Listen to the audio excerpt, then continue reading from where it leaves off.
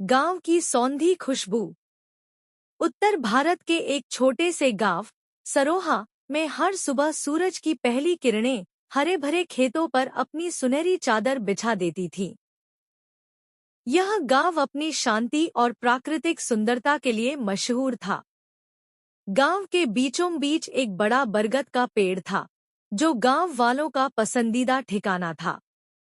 गांव के बुजुर्ग वहां बैठकर अपनी कहानियां सुनाते और बच्चे वहां खेलते रहते। गांव में रघु नाम का एक लड़का रहता था। वह पढ़ाई में बहुत होशियार था, लेकिन शहर जाकर पढ़ाई करने का सपना उसकी गरीबी की वजह से अधूरा था। उसके पिता किसान थे और घर का गुजारा खेतों से होने वाली आमदनी पर ही चलता था। रघु ने कभी अपनी हालत का गिला नहीं किया, बल्कि वह अपने गांव के जीवन से बेहद प्यार करता था। एक दिन गांव में एक बड़े शहर से एक दानी व्यक्ति आया, जो गांव के बच्चों की मदद करना चाहता था। उसने सुना कि रघु पढ़ाई में बहुत अच्छा है, लेकिन उसे आर्थिक मदद की जरूरत है।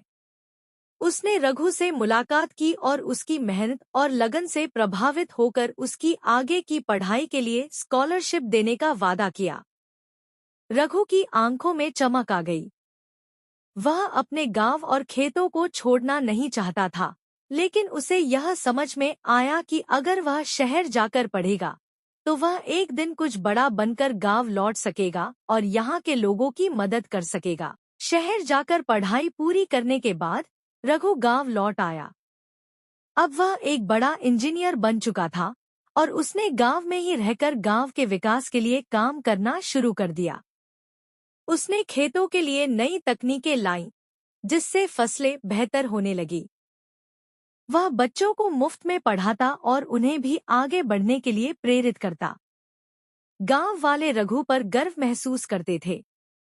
वह एक उदाहरण बन गया कि गांव का बेटा अपनी मिट्टी से प्यार करता है और उसे कभी नहीं भूलता। सरोहा अब एक विकसित और खुशहाल गांव बन चुका था, जहां हर कोई रघु के योगदान की सराहना करता था। बरगद के नीचे बैठकर रघु गांव के बच्चों को कहानियां सुनाता और कहता, कभी भी अपने सपनों का पीछा करना मत छोड़ो, चाहे हालात कैसे भी हों। अगर दिल में लगन हो तो इंसान बड़े से बड़े सपने भी पूरा कर सकता है।